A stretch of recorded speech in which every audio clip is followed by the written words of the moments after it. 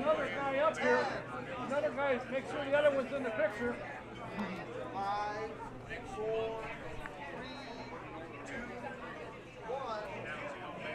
Welcome to the Autosportradio.com 2018 show. I'm your host, Don Kay. We are live from McGilvery Speedway at 30th and High School in the beautiful town of Speedway that hosts the world-famous Indianapolis 500. Tonight's show is presented by Honda and Honda HPD, the Indianapolis Motor Speedway, the Verizon IndyCar Series, and SVRA. A couple of things to make mention. Everybody knows, of course, Dave Brown. He had open-heart surgery 2 weeks ago. He's doing quite well, coming along. Not as fast as he'd like to, but he's making some progress. And And my friend Fred Jones, who does the food program at the Speedway and gives it to the homeless and so forth, is having his knee replaced tomorrow. His dog jerked him down the street. He fell and did something, so he's getting a new knee. Yeah, I said I could solve that problem in a heartbeat. Poof. And my first guest for next week is somebody that a couple of people might recognize and maybe want to come and see. He's a two-time winner of the 500. Al Unser Jr. will be here. And as of now, my originally scheduled guest, Santi Urrutia, should be here next week, I'm told. And I think we're going to have Gordon Kirby will be here, who's a phenomenal writer. And also next week is going to be a memorial to Jan Schaefer. Jan passed away 10th of March, so we're going to have something for him Tuesday night. We'll have some people in and talk about him. And then Wednesday night, come back here and do what Jan loved to do, drink beer and tell stories. So come on out if you can, stop in. Come on out Tuesday night and you'll hear Bob Walters and Jan's brother will be here to talk about what it was like growing up with him. Also, I want to remind you that if you have a chance and would like to join the IndyCar Nation, it's the official fan community of IndyCar, and you can win amazing experiences and VIP benefits at every race. Go to IndyCarNation.com for more info and use the promo code, listen to this one, DonK15, and you get a 15% discount off of Champion and Legend memberships. Check it out. It's worth joining.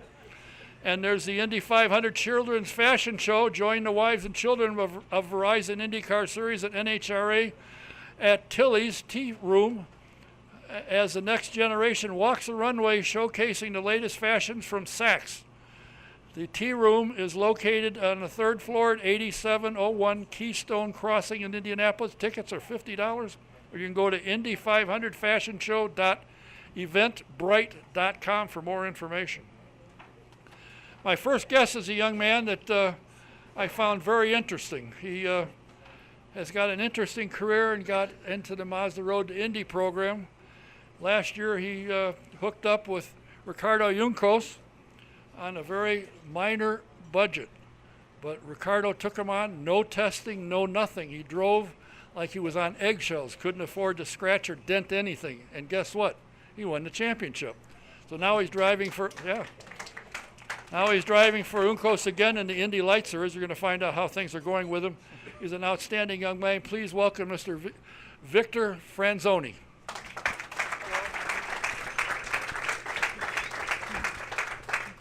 How did you get up here? You're from Brazil, and there's all kinds of racing in Brazil. What brought you up to America? First of all, good evening. Thank you for the invitation. It's a pleasure to be here. And it's really far, Brazil from here. But first, I started in go-karts in Brazil, and then I wanted to move up. I wanted to be a top driver, and that was my goal when I was a kid. And first, I went to Europe. I did 2 years there in Formula Renault, but it wasn't good. I didn't like there. The place was not working. Nothing was good there. Was just not working. And then I had to change my career, or I would go back to Brazil, or I would come to US. And then I started to search and see what would be the best option. I found that the Mazda Road to Indy was the best one for me. And I started in the USF 2014, and then was a lot of ups and downs, and then I could move up to Pro Mazda, and then I back to USF because it was not good, and then finally last year when I could be together with Ricardo Juncos was perfect. Was my best year. I won the championship. Now I'm an Indy Light, so it's been really crazy my career. I'm going everywhere. Try to just put everything together, but now looks like it's going in a good way. Ricardo is a very clever guy. He, as I told him, and I've said this 50 times, when I went to see the new building he built, I said, "You've been here 12 or 13 years and you got this. I couldn't afford the door." He's a very smart man, runs a very clean race team, race shop. And what was it like driving a car when you knew you had to be real careful? Couldn't scratch it, couldn't dent it, couldn't break it. You had to be careful. How did you win the championship? Because you had to drive very cautiously, I would suspect. Yeah, it's Ricky. He's amazing. He's my American Argentinian father, and he's been awesome to me. He's helped me a lot. He's doing everything he can to help me because we kind of have the same history. Like we came from a South America country and without money, and we are trying to make our lives. He already did his. I'm trying. But it's nice. I think was the best thing that happened to me, and was super difficult because I tested with him the end of 2016, and before it starts 2017, he closed the Pro Mazda team. He wouldn't race anymore. So I was like, I'm not doing Pro Mazda. I don't know what I'm gonna do now. And then 2 weeks before it starts the season, he called me and he told me that one guy bought most part of the Pro Mazda stuff, and the guy wanted a teammate to run with him. And then he was like, "Oh, I'm gonna do, but just if you come." So I was like, "Okay, of course I'm going." And but we had all those limitations. Like we were not testing, we were super tight on tires. We couldn't crash in anything, and in the end it was amazing. I had a great car every race. I just had to do my job. I just have to be calm and use the car that I had that was amazing and win the championship. It's easy to stay out of trouble when you're leading, isn't it? When there's nobody around you, you're in front. What's the competition like here from when you were in Europe? I assume you said you didn't like it. Is the competition here is good? Yeah, here it's awesome. And one thing that I didn't like there is that the competition is not about the teams and the drivers. It's more about money, and it's not a competition that you can control. And here is different. Here it's a competition against good drivers, good teams. So you have to work with your team to have a better car than the other team, and you have to be a better driver than the other drivers. And this is what made me stay here, and what made me like more here than there. And also the opportunities that the opportunity I had here, I would never have in Europe. So all of those stuff makes here a good place to be a driver, and I think that's why in IndyCar we have better drivers than I think in Formula One. Oh, I agree, because they have to run big ovals, short ovals, road course, street courses. If you win the championship here, what's the competition like? Unfortunately, at this moment, there's not a lot of cars in the Indy Lights, but every car, every driver, one of them can win. I mean, the competition is tough. Yeah, unfortunately, this year it's just 7 cars. 7. Then the Freedom we will have, I think, 9 cars, 9 or 10. But it's amazing. Everyone can win the race, and it's super tight. In the last quali, I think all of us we were in 3/10, so it was super close, and will be a really difficult year. I'm still struggling a little bit. I'm still learning more the car, and because the races are longer than before for me. So when I have had few, I'm still learning. It's my first year, but I have to learn fast because they're really good, and I cannot lose too much time. I understand from guys that have moved up, of which there's 5 or 6, I think, that were in Indy Lights last year that are now in IndyCar. They say that driving the Lights car is more difficult than the IndyCar now. It's a little easier to drive the IndyCar. So you feel that when you get through with 1 year, 2 years, whatever it is that you're going to do in Lights, that you're going to be ready for IndyCar? Yeah, I believe because all the Mazda Road to Indy, they are preparing really well the drivers. Every driver that's coming from the Mazda Road to Indy, they are doing a good job in IndyCar, and I think I'm doing well in the Mazda Road to Indy. So I hope if I get to IndyCar, I will be ready. But yeah, the Indy Lights teaches a lot. It's a really difficult car. It's really nice, but it's really difficult. The car moves a lot. Like if you watch some onboards from the Indy Lights, you're fighting like crazy with the steering wheel, and so it's a car that teaches a lot. So I think when you get to IndyCar, you already have a good control in how is to drive a difficult fast car. So I think it helps a lot. Joining me now is a gentleman who started out, he went to college in Colorado, played football, had his eyes on playing past that, but an injury stopped him.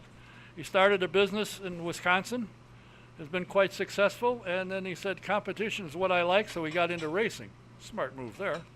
He has Belardi Racing Team, and obviously they've been very successful, and I'm very pleased he's here tonight. Please welcome Mr. Brian Belardi.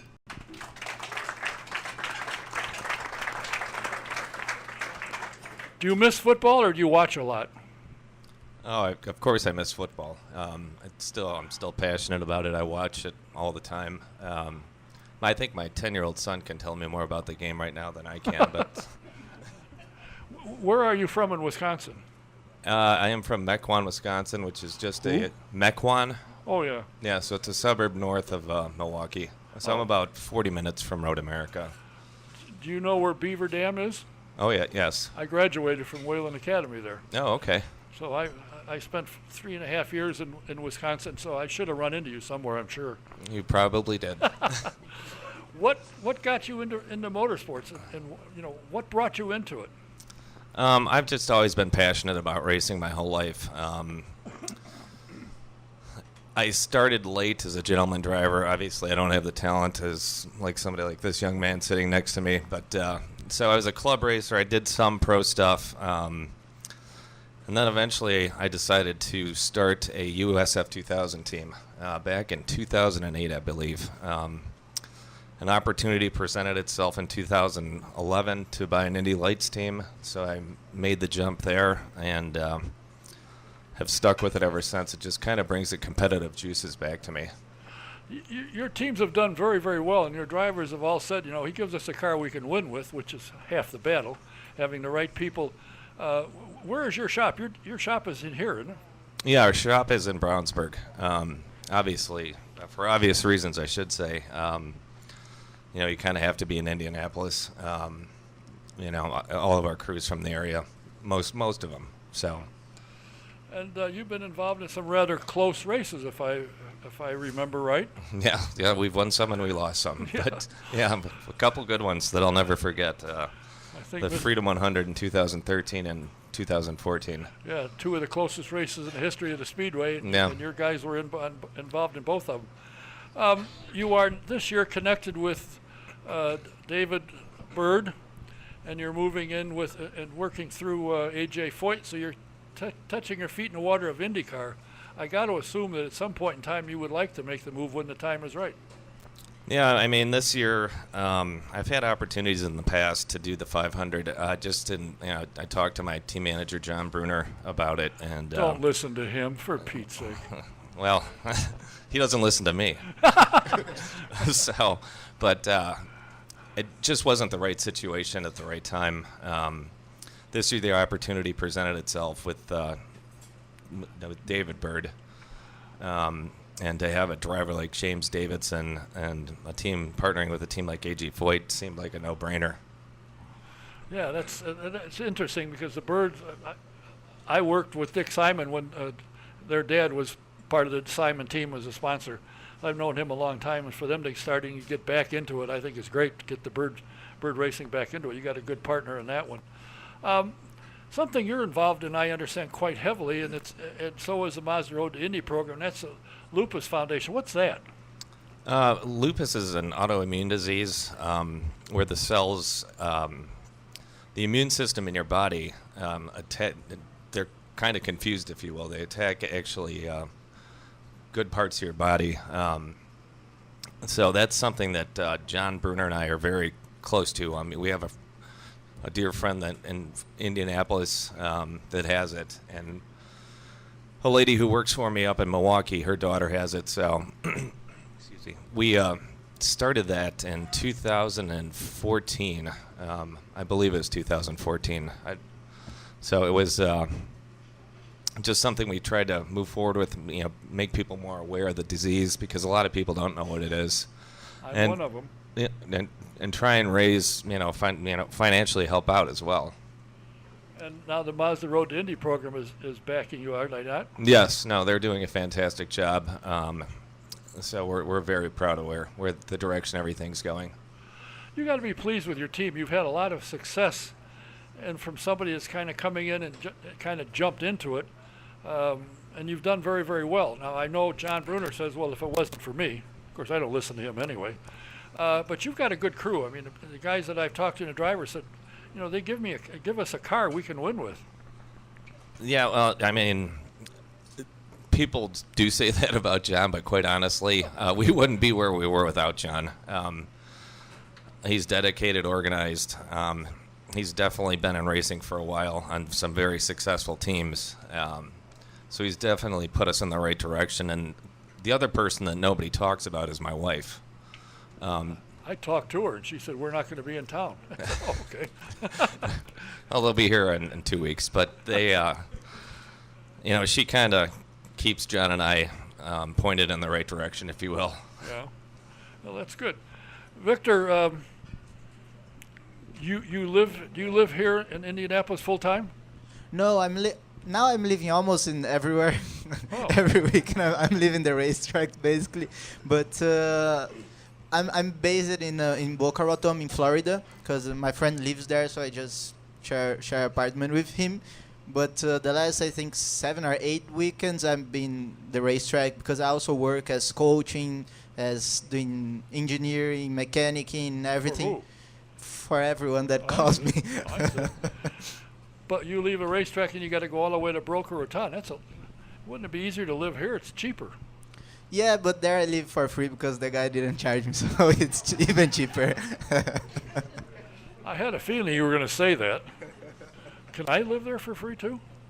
Maybe we have another room. Oh, good. Obviously, your goal is to become a driver in the Verizon IndyCar Series.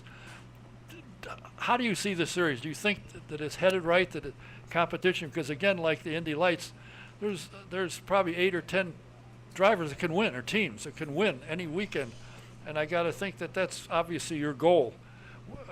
How are you helping to make that happen? If you win the Lights, of course, you get some money for Mazda to move up, but that's only, I think, 3 races. Are you working diligently on sponsorship? Yes, I'm already working for. I wanted, like, the dream, it's to move next year. I don't know even if I will stay in Indy Lights. I don't know what will happen, but my goal, I'm working already to move up to IndyCar next year. But it's difficult. But if I find all the budget, if I win the championship, I'll move up. But I love the series because it's so many good drivers, so many good teams. And you don't need to be Penske or Andretti or a huge team to win. So this is what I like. It's different. Like if you're a good driver and you know how to work your team, you know how to work with your engineers, and everyone has the same winning one that will work. So it's nice, and that's why I want to go there. What's it like competing against Bilardi? They're tough. Yeah, it's been really difficult. They are not being easy with me this year. What's Santiago doing? He's down in Tennessee. What's he doing down there instead of being here, hanging out? This week, tomorrow actually, he is testing a Pro Mazda car for a Pro Mazda team. They're doing an oval test to try and get the car sorted. So, and Aaron's doing the same thing today, a USF 2000 car up in La Crosse, Wisconsin. And I told both of the guys that's fine, but there's no going 10/10 during these tests. I need you next week. Yeah, that's a good idea. But to me, that speaks well of the quality of the two drivers. For somebody, La Crosse, Wisconsin. Where the hell's a racetrack in La Crosse? They have an oval track that it's mostly a stock car track. I would say. So racing in Wisconsin, especially NASCAR, is bigger than people think. In the northern part of the state, obviously at Road America, when IndyCar and Indy Lights comes there, it's huge. I'll never forget the first time I was at Road America, or our first test, when I was driving up and there were cars lined up down what would be Highway 67. I'm like, what is this about? And they told me, well, everybody's come here to watch you guys test. So it's they're kind of fanatical, which is great for the sport. Oh, absolutely. It's good to get back there. I used to go when I had my television show in Chicago. I'd go trucking with my camera out through the woods, and there's I don't know what turn it is. They come down through the woods and make a left turn and go sailing along, and I'd be standing there waiting for the car to come back, and I realized I've been there 15 minutes and they hadn't come. I go all the way back. What happened? They crashed. Oh, good. So now I go back and find somebody else to follow. That's a big track, and it's really nice. Really Yeah, and I think beautiful I think you're speaking about Canada Corner actually. Yeah, maybe. I have quite a few miles on that track, so it's one of my favorites. Well, that's good. How do you like competing at Gateway? You guys- Gateway was, I was pleasantly surprised actually. I mean, they did the resurfacing job. The crowds are phenomenal. It was a lot more than I expected, quite honestly. I thought the promoters did a great job, and I'm actually excited to go back there again this year. Yeah. What did you think of it? I like it a lot. For me, it was super important there because where I kind of changed the championship. We had just one race in the oval last year for Pro Mazda, and we were slow every time. Like every session we were going to the track, we were slower, like 2/10 off. And then in the race, I was faster. So it was really nice. And the track, it's really good track. Like the asphalt, it's perfect, and looks everything. It's looking nice. They did a really good job. I didn't see it before, but now it's really nice track. It's fun to drive there. They spent a bunch of money when IndyCar was there before. I think turns 3 and 4, as they're racing, the asphalt's cracking, coming apart. I think it was built on a swamp, but apparently this guy's figured it out, and his people have fixed it, so that's not an issue. But that was kind of funny. The Silver Crown cars were bouncing along, and went, "Geez, this is nice." Have you got a favorite track yet? Yeah, I think I have a few, but the Laguna ones you win at, Seca, yeah, all the ones that I won. What's my favorite? No, but Laguna Seca and Road America, I think they're my favorite tracks.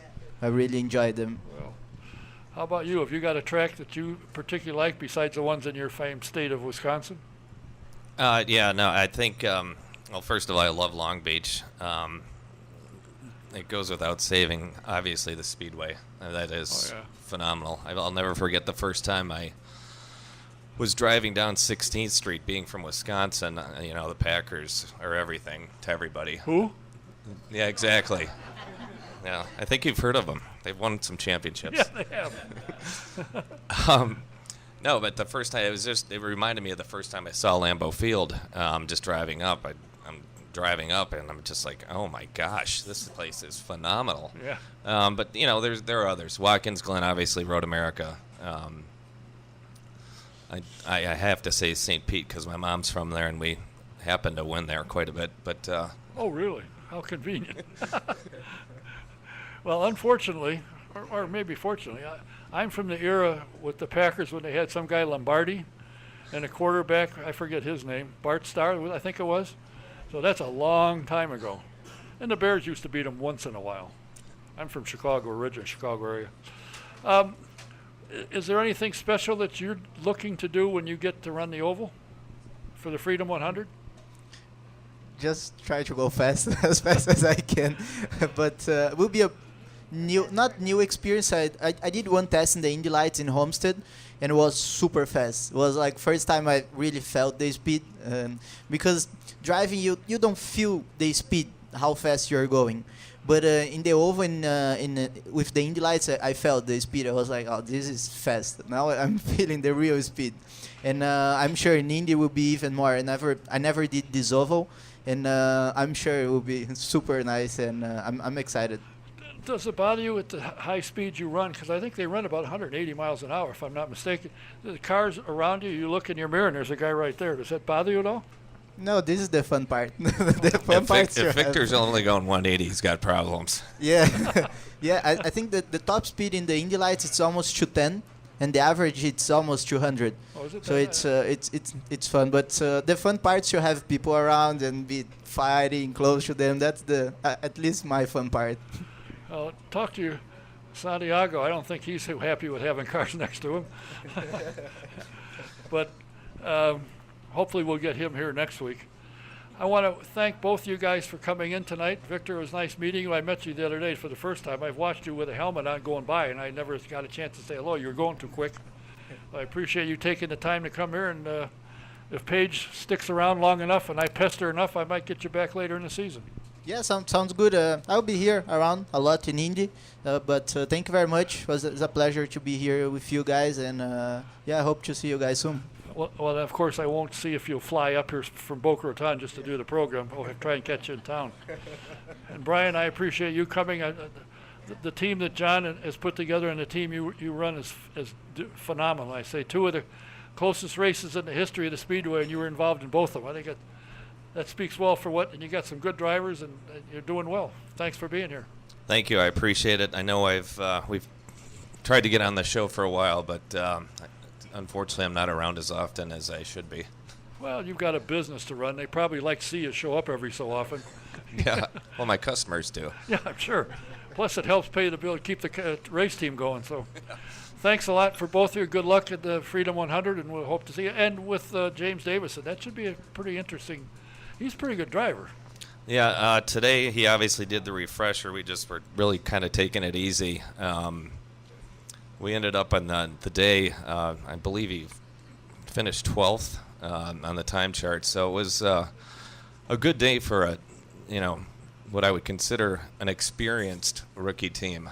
A bunch of crew that obviously have been in the sport before, and great, as I said before, a great partner in AJ Foyt and David Bird.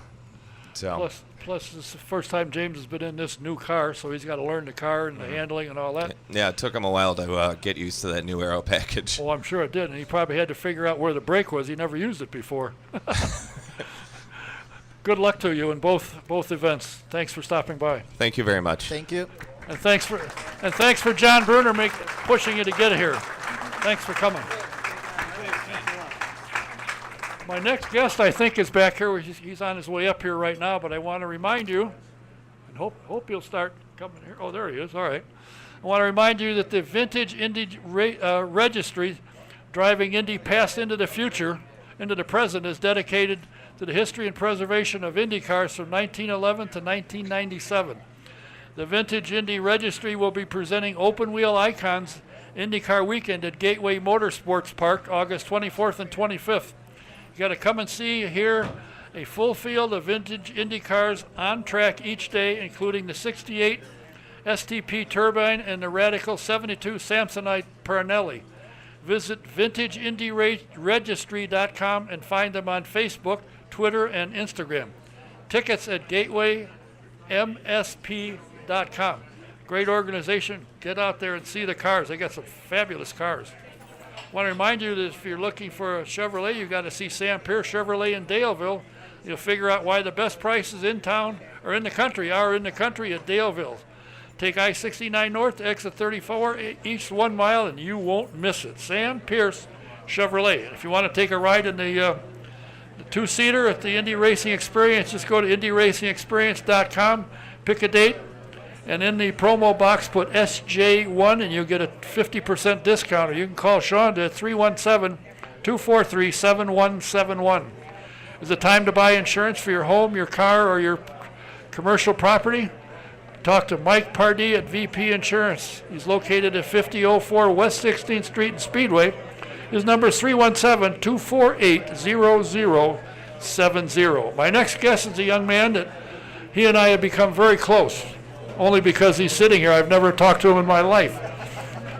He is the Indy Lights champion. He drove last year for Carlin, and this year he's driving for some guy by the name of Ganassi.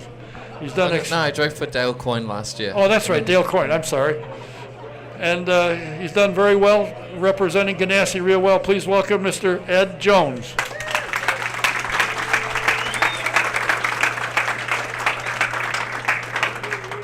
What's it like driving an Indy car? I think, was this your goal to come here, or is this a better opportunity to drive and race?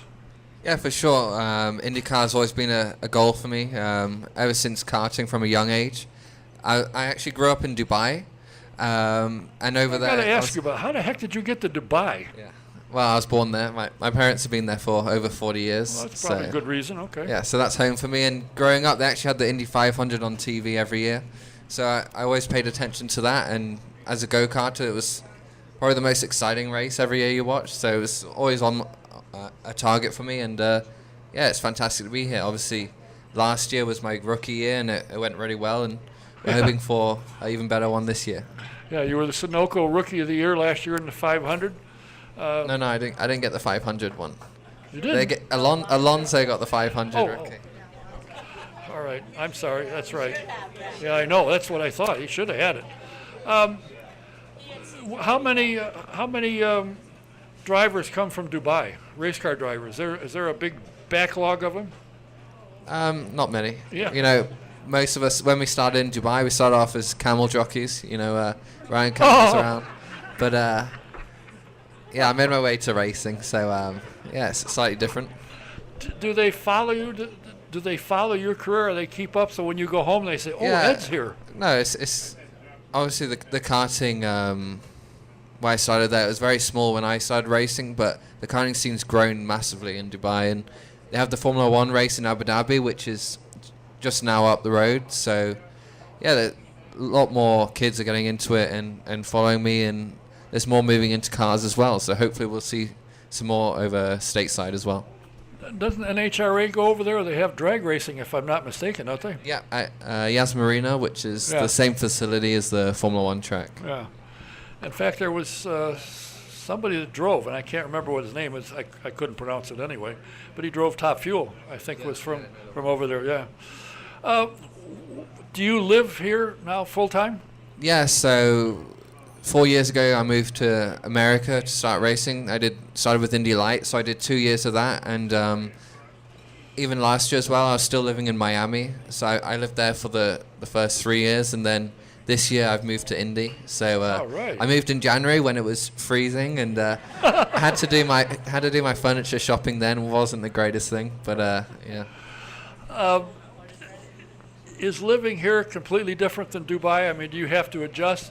Is the food completely different here than it is there? Now, don't tell me they have camel. I don't want to hear that one. But Yeah, it's very different. But Dubai's it's very westernized. Tourism is massive over there, so very, multicultural and, yeah, of course, it's a very modern city. But I love being here and enjoyed it the last few years.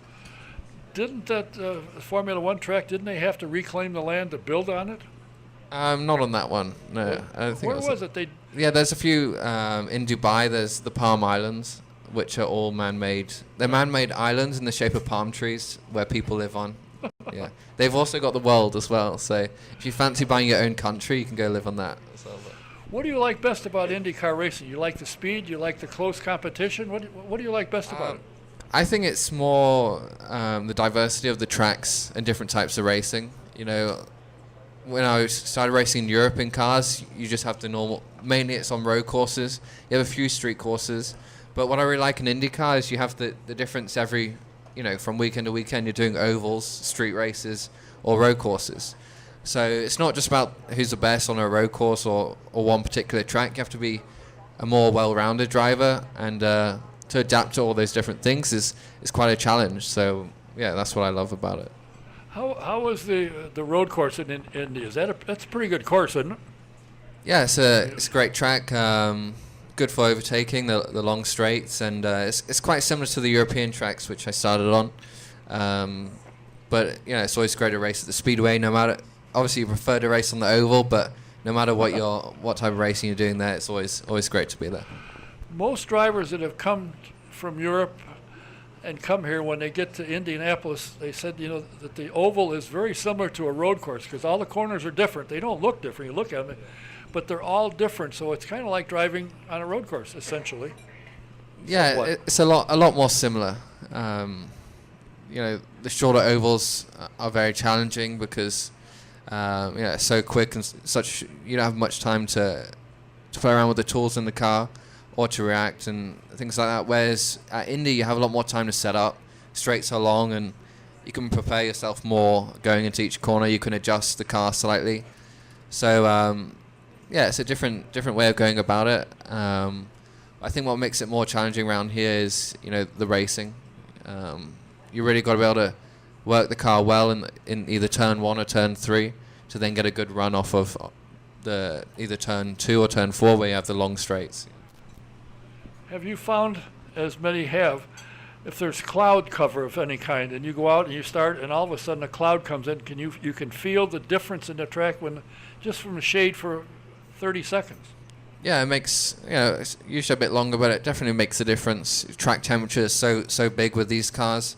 It makes, even on road courses, it's even more noticeable, I'd say. But yeah, you have to be careful. I think one thing which is quite normal at this track is the shadow always comes down in turn 1 quite early on, compared to everywhere else. So you have to, prepare for turn 1 as the day goes on, and just that the track's always changing. Another factor to that is the wind. That plays such a huge factor around here, and it can catch you out very quickly. Is there a track that you run on that really fits your driving style? Yeah, I think this has been a pretty good track for me in the past. Fortunately, I've never won round the oval here. I've won on the road course, but the last 2 years I've raced here on the oval, I've missed winning the race by half a second. First in Indy Lights, it was the closest ever finish here. And then in the Indy 500 last year, obviously finishing 3rd by 4/10 or something. Yeah. Do you like this high speed? Do you like the cars that run this fast? And how do you like the new car? Yeah, the thing is, you get used to the speed, and it doesn't feel, once you get things right, you're hoping that it doesn't feel very fast, and that's what you kind of want to achieve, because everything slows down and you can do everything in more detail, be more precise with the line, and if you can slow everything down in your head, it's a lot better, and I've kind of felt comfortable in that way. Obviously, if something starts to go wrong, all of a sudden it feels way faster than it is. Actually, today I had a massive moment. I almost lost the car in turn 1, but yeah, it's one of those tracks where it's easy to get very comfortable, but you really got to be careful not to get too comfortable, because it can catch you out very quickly. Do you like the short ovals like at Iowa, where it's 7/8 of a mile? Do you like the short ones like that? Yeah, I like Phoenix. Obviously, we race there. The track's very smooth. It's the race there. We were running pretty well actually this year until I made a mistake. We had a crash. But Iowa's another challenge. I would say that's probably my least favorite track to practice on, because it's so bumpy and you're holding on the whole time, hoping you don't crash. It's not an easy track, and especially when it's hot there, it gets so difficult. And it's a fun race. It's a very challenging race, and I think this year, with the cars with even less downforce, it's going to be a real handful. So. How do you like the new car? I mean, now a number of drivers said, I've been a Phoenix, I've never used the brakes, now my foot's on it all the time. Do you like the fact that you got to drive the car more than you used to? Yeah, I think you still have to. Yeah, it's different. It's a lot of fun having the new type of car. I think on road courses, obviously less downforce. It's a lot of fun. The old car was probably a little bit more difficult to drive, I'd say. This car, you're sliding a lot more, but I think it brings the limit down of the car. So everyone is the limit of the car. So the grip level's lower, and so yeah, more people can handle it better, but it closes the gap a lot more. Whereas with the old car, it was so much grip, and to find the limit was so much more difficult. Is it easier to pass? Is there less turbulence when you want to make a pass and you get behind a car? Or you bounce around like you used to be? Yeah, I think on the road courses it's been better in that sense, that following the cars, especially through the turns, it's a lot better. You can get a lot closer, and it's more consistent is the main thing. The other car, you could get reasonably close, but once you got within a certain range, the car went from understeer to massive oversteer. And so when you had that inconsistency, it's very hard to close up. Whereas this car, it stays pretty similar the whole way through. Actually today though, on the oval, I think it seems a bit more difficult to follow on this oval than the old car was. The drafting in a straight line feels better, but in the corners it seems a bit tougher. Well, let's face it, if it was easy to drive, I'd be doing it. I can't get in the car anymore, but I can get in, but I can't get out. That'd be the problem. take a lot of oil to pull me out of it. When you started racing, was your goal at some point, did you want to go to Formula One, or did you want to come and run the Indianapolis 500? It was a bit of both, you know. When you're growing up, you're kind of open up to all kinds of racing. I wanted to race at the highest level, and IndyCar was there, and I had the opportunities to do that. Of course, Formula One's another great series, but I feel like it's for a racing driver, it doesn't look as appealing because you're not really racing much. You're just following each other around. Whereas IndyCar, you know, you're always fighting. No matter what position you are on track, it's always something going on, and you have the opportunity. You know, no matter which team you're with in IndyCar, there's always a chance to be at the front. You know, if things go the right way, and that's what I really like. It's very unpredictable, and how similar the teams are makes it a lot of fun. And if I'm not mistaken, Ganassi's been quite successful over the years, so there's no question in my mind. They give you a good car to run with. How do you and your engineer get along? Yeah, good. My engineer, Julian Robertson, is English as well. So he's been around with Ganassi for a long time. He was engineer for Vassar and Kenny Brack as well. So a huge amount of experience, and the engineering team there is so much a wealth of knowledge, and I've just been trying to learn as much as possible. I'm the young guy, and everyone's just it's just trying to ask as many questions and trying to get myself driving better and fighting with Scott. How much difference is there in the Honda engine this year from last year? Because obviously Honda's doing well, and they're in good. I think the last race they had 7 of the top 10, so they're doing good. Yeah, both manufacturers are always putting in a lot of work. Honda have done a great job at the Indy 500. The last few years they've won a lot of them. I think this year it looks interesting. It's hard to read where everyone is with the same aero kits for both manufacturers. Obviously levels things out a bit more, and I'm not entirely sure what it's gonna be like until we get to qualifying day. But until we get then, both manufacturers are playing with engine levels, not wanting to show their hand. Yeah, and then come Friday, Fast Friday, they give you more boost, so your horsepower jumps up, and all of a sudden the car goes, whoa, here we go. Yeah, no, that's the exciting part of the week. And I understand was it 2021, they're going to increase the horsepower, should jump between 125 and 150 horsepower. Those things now ought to be quick down the straightaway with less downforce, so your straight line speed is another 150 horsepower. Holy Toledo. The time you think you have between 4 and 1 is going to be reduced dramatically. Yeah, well, actually, in terms of the speedway, the cars, I don't think they're actually fast. I think they're a bit slower than the cars last year, for the reason that although the aero kit's different, you can't actually trim out. You can't take as much downforce off the car as you could with the old one. So it's a lot more limited. It makes everyone where they are with the car a lot closer, but you can't ultimately take off as much drag or downforce as the old car you could. So yeah. And they slip and slide when you're going through the corners? Well, on the oval you don't want any sliding, otherwise no. it's going to end really badly. Yeah. Living here, racing in America, as a young kid, you start out karting and you go to Europe and race, and then you come here and you see the competition, you see the crowds which are getting bigger, and of course in 2 weeks when you come in here, as you found out, you practice and qualify, it's not that bad. You come on race day, and all of a sudden, holy Toledo, where did all these people come from? Guys tell me that once they fill up on race day, the straightaways you going into turn 1, it gets narrower. It doesn't, but you feel that it is with all the people. There are 300,000 people. There's a lot of folks here cheering for you. Yeah, it makes a massive difference when you get into race day and there's everyone there. I remember last year just on the parade laps thinking about how crazy it was. I think that's one thing which is probably a bit bad is when you're in a position like myself now. If I had looked 5 years back and imagine that I'd be with Ganassi and IndyCar, finished third at the 500 last year, I wouldn't have believed someone. It would be, I looked up to it so much, but you kind of, when you're doing it, you kind of forget, how far you come, and I think it's important to look back at that, and the 500 is always a great reminder of how big the event is and how special it is. What do your friends back home and your parents say about your career and your success so far? Yeah, my parents are huge supporters of mine. They'll be here for the race. They came last year as well. It's a bit far. The 17-hour plane journey isn't ideal.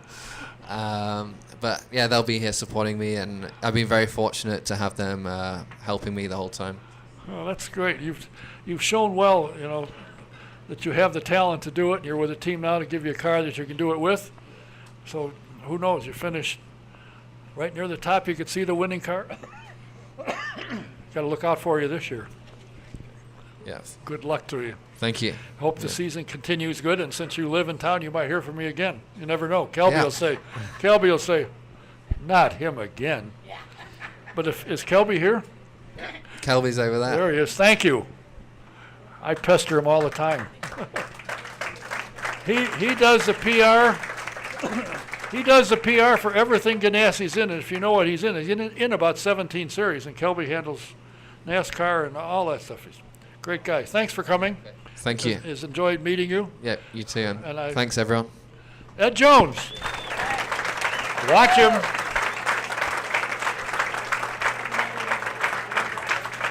Thanks again, Kelby. I appreciate your help. My next two guests, I know one of them's here. I don't know if the other guy is here yet. I'm sure he's here somewhere. Come on up, Willie. Do yourself a favor if you're a vintage fan. You got to get the Vintage Racing Quarterly. All you do is go to svra.com and subscribe. It's a first-class magazine. It's got nothing but great stuff in it about cars that you knew as a kid. Somebody's got them, and they're running again. So svra.com and subscribe to the Vintage Racing Quarterly. When you get the magazine, you'll say, wow, it is something. And speaking of SVRA, their next event is this weekend, the 17th to the 20th. It's the 2018 Spring Vintage Festival, and it's at Road America in Elkhart Lake, Wisconsin. If you're anywhere nearby, Milwaukee, Chicago, anywhere, get yourself up there. You're going to have a great time. You'll love it. I also want to remind you that one of the most exciting things that you can do is see a dentist. Everybody can't wait to see a dentist. Well, go check out the Indy Dental Group. You will be thrilled at what they do and how they do it. It's a great organization. Dr. Jack Miller and Liz Lewitt have a fabulous practice. Check them out. My next two guests are two gentlemen that I had to beg and scream and yell. And in fact, I cried twice.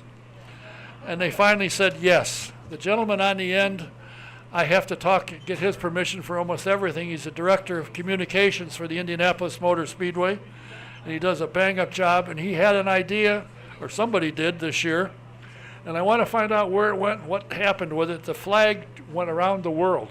I want to find out about that, how it's done, how it's doing, and when it will be back. Please welcome Alex Damron.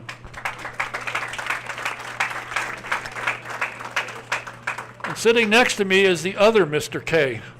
We can be in the paddock area or anywhere, and you'll hear in the back, hello, Mr. K, and I know who it is, or vice versa. He sent me a message, and he said, the flag is going around the world. They're coming to New Zealand. I said, how in the world would I know? But I'll find out. So I contacted Alex, and he said, we don't know anybody there. I said, you do now. So I put him in touch with it, and here he is dancing around the country of New Zealand with a flag. You want to find out how that worked out, how it happened, and what in the world. You come here 41 years from New Zealand. You're a tour guide, and you always remember to say, hello, Mr. K. Please welcome Mr. Willie K.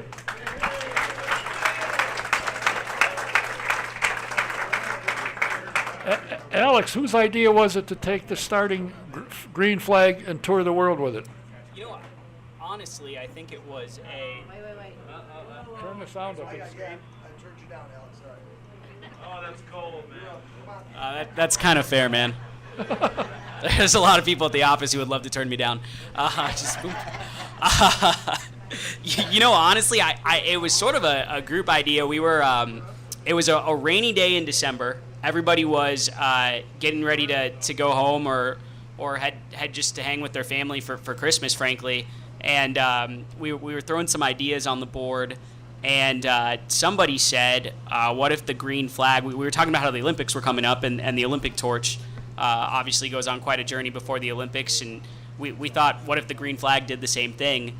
So we kind of, over about a 15-minute period, literally wrote green flag relay on the whiteboard in my office, and we started to put a few venues and ideas down, and proud to say we hit a few of them, and I think it's it's cool anytime you can share the Indy 500 and the tradition and the heritage with people around the world, and that's kind of what we were able to do with this, so it's been fun. Now, this young man sitting next to you sent me an email, and he said, is the flag going to come to New Zealand? I don't know what he thought I would know about it. And I contacted you, and you said, we don't know anybody. And I said, yes, you do. So you two got together, and how did the flag get there? Did somebody carry it there? Did they put it on and hand it to a pilot and say, here, drop this off? I volunteered to go, but it didn't quite fit with the budget. I volunteered to go to the Olympics and the NHL All-Star Game, too, and Doug Bowles never signed the memos. But yeah, we went to we kicked off with Alexander Rossi. A few different things have happened, but Alexander Rossi actually took the green flag with him to the NHL All-Star Game, and then our friends at WTHR, our local NBC affiliate, took the green flag with them on the plane to the Olympics. And around the time the green flag was coming home from the Olympics, you hooked me up with Willie to my right. And that was a situation where, unfortunately, we didn't know anybody going to New Zealand right away, but we were able to send it via, I think, UPS, right? We created like a care package. If anybody knows Lisa Burgess over at the Speedway, it's like a little nerve-wracking to send the green flag, but you wrap it up, and we sent some milk bottles as well, and Willie gave me his address, and the rest is history. I'll let Willie kind of take it away from the New Zealand standpoint. Now, you wanted the green flag there. What did you have in mind when you heard they're going to do it? What did you think you could do with it? Well, first of all, New Zealand has a close connection with the Indianapolis 500. It goes back a lot of years. No, way back before me. And cars of a New Zealand origin have won the race several occasions, and that's McLaren's, of course, and he was from New Zealand. The first driver I know of that was involved at the Indianapolis 500 with any success was Denny Hulme, and he was Rookie of the Year on his championship, a Formula One championship winning year in 1965, and he continued and drove for McLaren and things like that and came back to the Indy 500. So right up to Scott Dixon and through the Graham McRae's and a lot of other people that have been involved in the Indianapolis 500, New Zealand has a close connection, and I felt that it was appropriate that it went there. So that was the first step, is to get it there. Yeah, that's step number one. You can't go out there waving nothing. So where did you take it? What did you do with it when it got there? Well, when it arrived, and up until that point, the enormity of the situation was a little difficult to grasp, and so what we did is I sat down and thought about some of the things that it should do. Not that it would know that it was there, but we knew about that. And New Zealand is the first country in the world to see the light of the first day by the positioning of the international date line. So there's a mountain just about a mile from my house that's over 1,000 feet, and it's right on the ocean. So we took it to the top of the mountain, hopefully to get some pictures at the dawn with the green flag, being the green flag seeing the first light of day anywhere in the world. But the weather didn't play ball for that, so we didn't get any pictures for that one. We went to several racetracks, we had several celebrities with it, and we did some cultural things from a New Zealand point of view, being having it blessed in a Maori pa and a marae, and we also had to comply with the requests and so on from the media, being the radio stations, the TV stations, and the newspaper, to take it to various places that was appropriate for them. If are you going to do this again next year? Is it your plan to do it again? You guys think we should do it again? Yeah, we'll do it again. No, in all seriousness, it's been a lot of fun for everybody, and I think that the coolest part about it is you have people come up to you and say, well, man, I want to do something with it next year, or my favorite was Elio Castroneves turned to me and said, I wish you told me I was going on vacation, I would have taken it with me. But I think a lot of people want to do fun things with it and want to be a part of the tour next year, so we'll certainly do it again. Now, if they decide to put you back on the calendar for next year, could you, with more time, could you get it in front of more people or get more exposure, or did you get as much as you could get this year and just do it again? Absolutely, I do it with a lot more exposure, and New Zealand's really a bunch of islands with two major islands, and it was only in the North Island, and I received a lot of flack for not making it go to the South Island, because what's the North Island got that we don't have, and things like that. And the other part of it was that for the first trip, most people thought that can't be true. That can't be the green flag that's going to start the Indianapolis 500. And it got to the stage I had so many questions from people saying, how does this work? Really? They've sent it to New Zealand and this is the green flag? That I actually went back to Alex and said, hey, just confirm this for me, will you?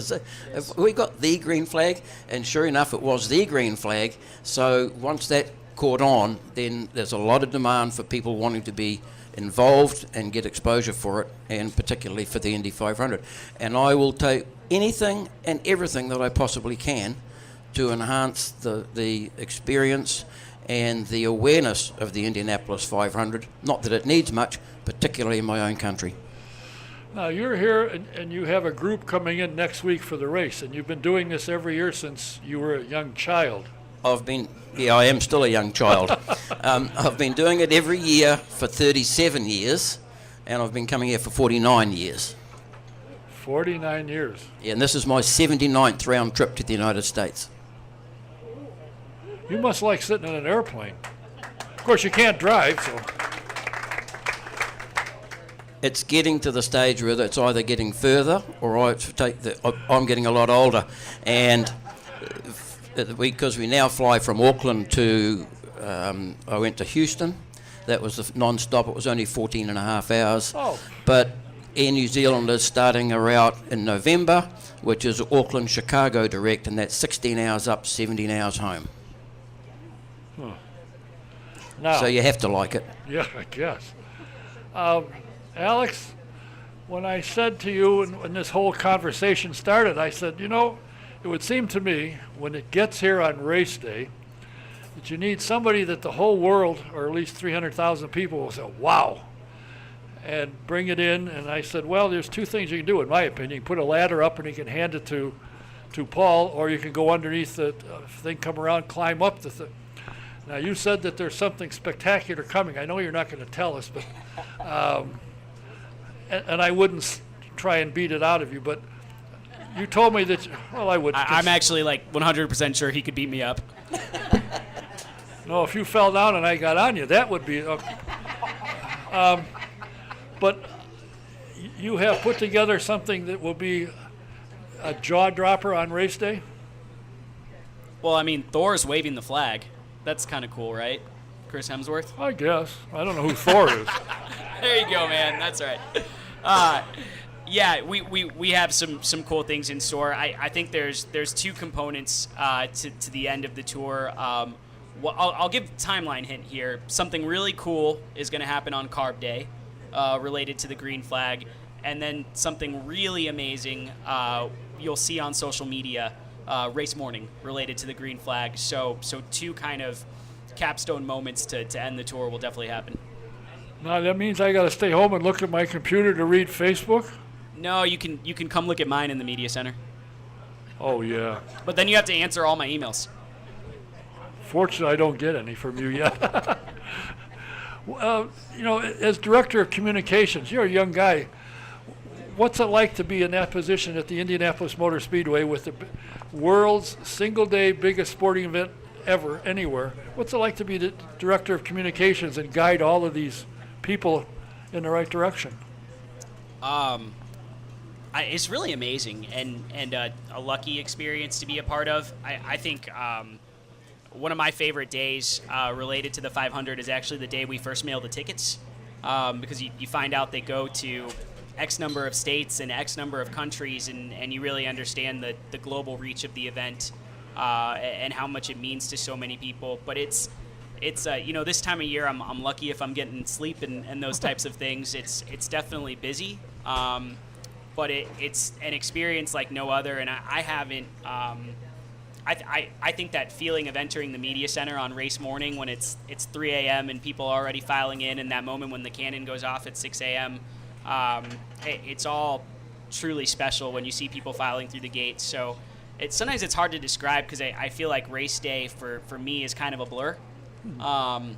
And then about like a week later, some of the memories kind of come back and I start to process all of it. But it's honestly an honor to be a part of. And I'll tell you what, the people at IMS, from the yellow shirts all the way up to Doug Bowles and all of our facilities guys and our media team, everybody's working 24/7 because they really believe in this event. And it takes a lot of work to make it happen. 300,000 plus people coming into a facility and a global broadcast around the world and all of that. But it always feels worth it. So it's a great thing to be a part of. And you've got some great people on your staff that handle various aspects of what you do, getting the word out. Yeah, one of them, I'm trying to talk Susie Elliott into coming on the show, Yes, a local Speedway resident. I'm sure some people know Susie in here. She keeps me in line and is really the best. But we do have a great team. Everybody, Wes on the credential side, and I think it's amazing this time of year how much work needs to be done to make everything happen. But it's fun stuff because you develop sort of, you know me, I came from a political background previous to this, Right. and one of the things that was fun about that, it was always a team atmosphere. And I think IMS preserves a lot of that. We're in the media center from about, I would say, 7 a.m. to 10 p.m.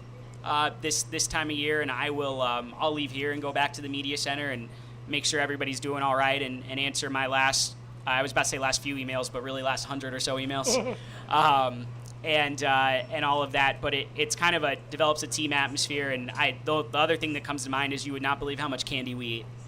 So we are at the media center accepting candy donations. If anybody wants to stop by and drop off some gummy bears or some chocolate, we'll definitely take them. Now, you're going to say that, and there's going to be people saying, I see you've been eating the candy. No, I haven't touched it. No comments. Well, I know that to get you to do this is not easy at this time of year, but you were kind enough to do it, and I think the idea of sending the flag around the world is phenomenal. And I'm sure, that Willie will fall all over himself next year and make it twice as good, and then the other Islanders will say he's a pretty cool guy. This year they thought he was a horse's potato, but maybe next year they'll like him. We'll definitely send it back, and we're really thankful to you for taking the flag too. Yeah, So thanks, Alex. And thank you, Mr. K. Mr. K, what got you into this racing? Now, you were a promoter of a racetrack that was one of the most beautiful tracks in history. What got you into motorsports? Why? It's a disease, and once you catch it, that's it. It's incurable, and you stay with it. And my first recollection of it was when I was about 7 years old, and it's kind of stayed with me ever since. And you go to the racetrack, and then you start helping out, and then you think you can do it better than anyone else, and then you decide you better drive something because you could do that, and then you just decide you better own and build race cars, and because you can build a better race car, and so on. And Indianapolis has always been to the forefront, always, and that was one of my life's goals, was to get here, and I walked through the gates down here in 1969 and achieved that particular goal. It was funny. I was in '69. I remember I was standing by the gate. I don't remember seeing you come in. I was sticking out, don't worry about that, but you must have just missed me. Well, I didn't hear, hello, Mr. K. I didn't hear that. No, that wasn't till much later, Mr. K. Okay. The sad thing about you know somebody, he's a Hall of Fame sprint car driver, a veteran of the 500, one of the best fabricators in the world, and you have the thrill of knowing Eldon Rasmussen. You do know Eldon. I do know Eldon, and Eldon was very good to me for a few years up here, and For a few years, and all of a sudden he that's- wasn't so good anymore, huh? oh no, he was very good, but we're not going to discuss that on the radio, thank you. Well, I know,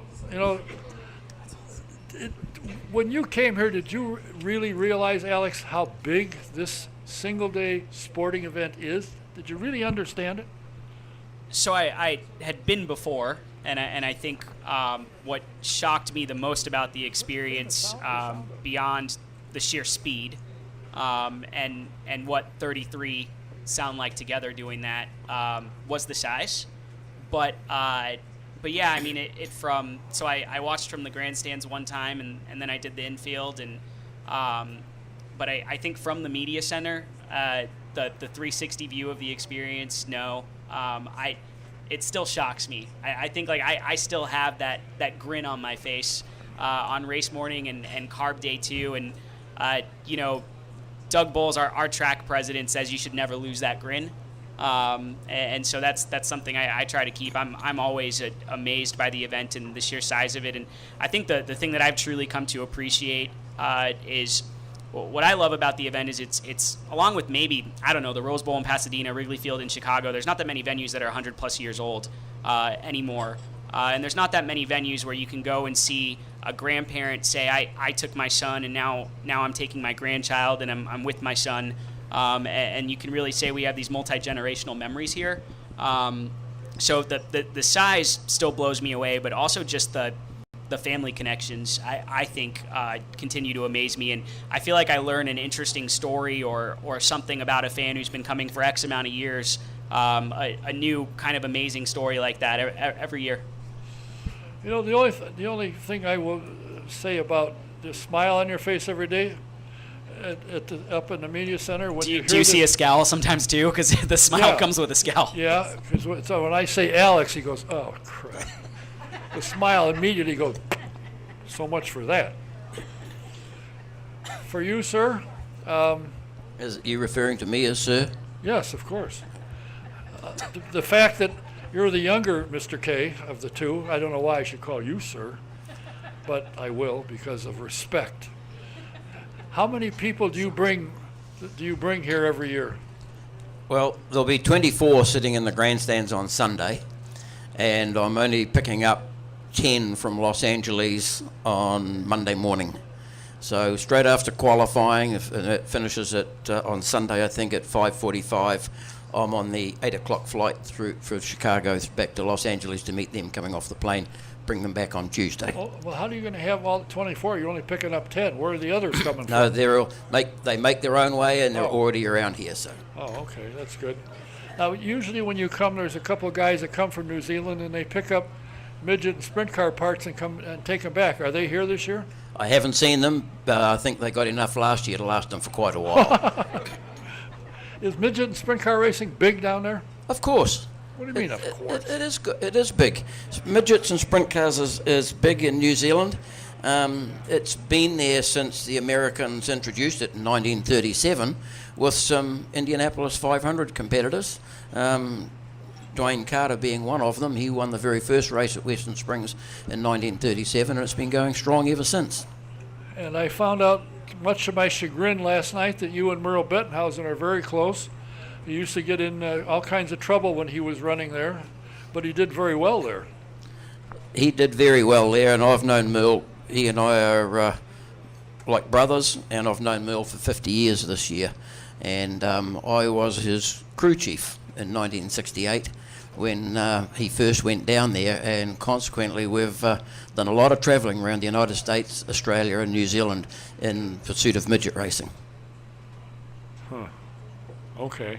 And there's a lot of stories, but that can come at another Well, I'll time. bet there is. But now he's seen the light, so those stories will never come out except from you. I hope that the ones about me will never come out, but I'm about... A gentleman of your caliber? No, nothing. That couldn't be. You know, a couple of the McLaren guys around here that I know, and I said, why are you, I think they're involved with the Formula E. And I said, you know, the Formula E makes no sense because the battery craps out, you get another car and go. And he said, next year that won't happen. I said, why is that? McLaren's got a battery that will run the entire race. McLaren does? Yep. He said, you watch. I'm telling you. They're pretty clever guys over there. They always have been, so I would imagine that they would be. And there's a great deal of rivalry between New Zealand and Australia. Oh, I'm Most sure. Americans consider that we're pretty much one and the same, but there's 1,000 miles of one of the wildest oceans in the world that keep us apart, and our sporting rivalry has absolutely no bounds. And I always take great pleasure in making sure that people realise that there was an Australian driver in the very first Indianapolis 500, but there's never been an Australian win it. but there's been a New Zealand winner. Of course, there's been a New Zealander winner with Scott Dixon. Yes. And there's been only 2 Rookies of the Year from New Zealand, I believe. How big is Scott in New Zealand? I mean, the sporting people know him, Huge. is he? Huge. And I believe that he comes back quite often, and only for a few days for various events and doing TV ads and things like that. But everyone knows Scott Dixon.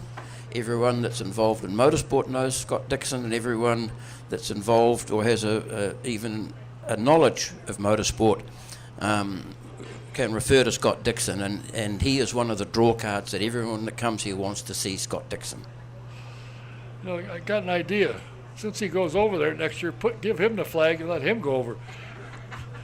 And he and Willie, oh boy, We can probably make that happen. I bet you could. We, well, one of the things that we did with the flag was having Scott's mum and his sisters and nephews and nieces and so on all posed with the flag behind, with the backdrop of Auckland buildings and so on for that.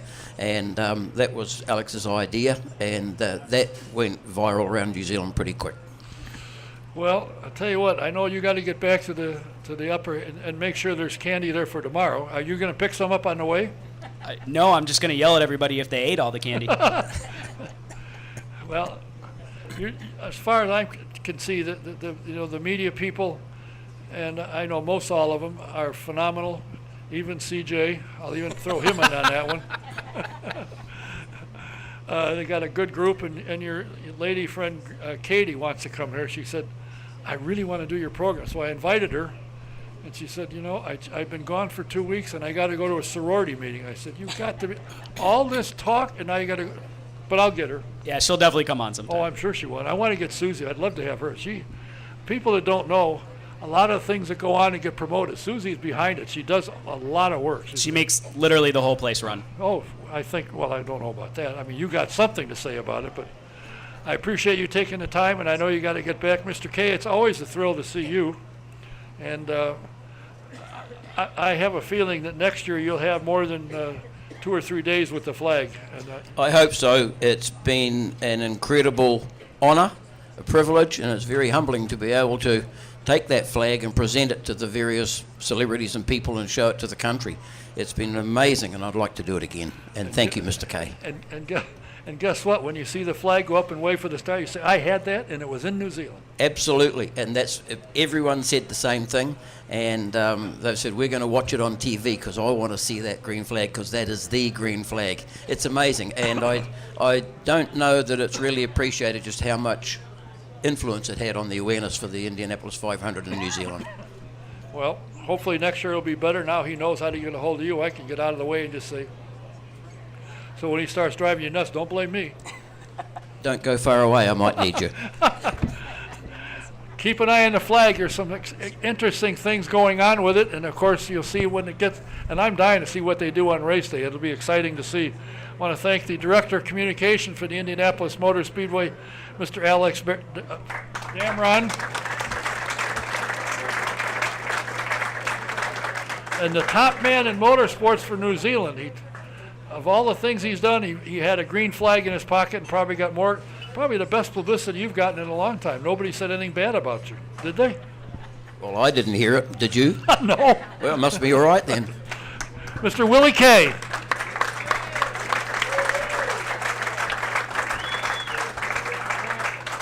Now there's a Cub fan sitting out here, and he was telling me how exciting it was. The Cubs whipped the White Sox, my White Sox. Although the White Sox did win one of 7 or whatever it was. One game, they won one. Well, next week we will be here, and one of my guests will be Al Unser Jr., and one of my guests, as I'm told, will be Santiago Urita, and I have a couple more we're working on that will be very interesting as well. I think the premier motorsports writer from California or from Canada will be here, Gordon Kirby. So stick with us, come back next week, and don't forget next Tuesday night is a memorial for Jan Schaefer. If you didn't know him, come here and find out about him. He's a great guy. He taught a lot of people a lot of things about how to do PR, and he's greatly missed. So come on in Tuesday and then Wednesday night and come in and drink a beer and toast him. He'll love it. And I'll guarantee if he's watching anywhere, he'll be having one with you. Till next week, Don Kay saying thanks for being here, thanks for watching and listening. See you next week. Good night.